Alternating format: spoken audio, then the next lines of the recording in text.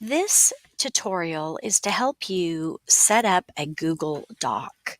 The first thing you need to do is choose a blank document from your Google Drive or from Google Docs. And you're given a blank piece of paper. So the directions, the words here can help you format your paper the way you like. But I like to use this bar that has the icons and the words to go with it. It always gives you normal text as a beginning style.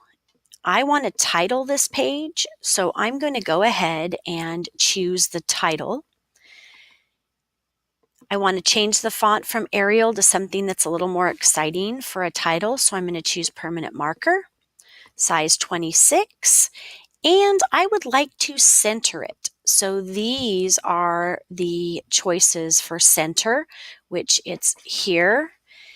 I'm going to call this Google Docs Setup, and you can name your document whatever you would like, of course.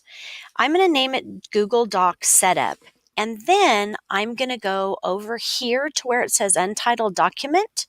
When I click in that box, it automatically goes to Google Docs Setup.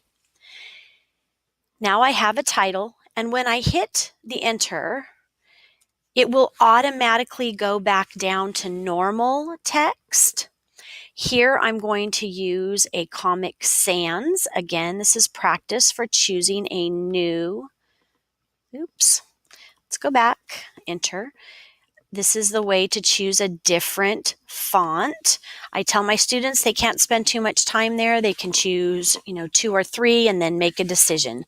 So for the Google Docs setup, I've done Comic Sans. I'm going to make it a little bit bigger, 12. And this tutorial will help with doc settings. Okay, now if I were going to continue, this would automatically go to a single space. I try to encourage my students to do for their essays a 1.5 or 1 space. And where you do that is here in Format. It has line spacing, which you can also find on the bar. I ask them to usually do 1.5 space just because it's easier for me to read. Then as students are typing,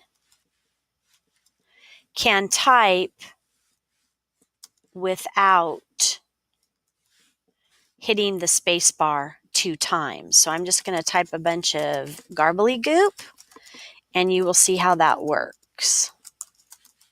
When it goes to the next line, there's already a 1.5 spaces between, which makes it easier for me to read and to make comments. You may have a specific font size. I usually ask them not to do smaller than 10, but not larger than 14. Now, the alignment you saw me do with the title where I centered it, I always remind them that their alignment needs to be left, which is an automatic setting, but they can change that if they want.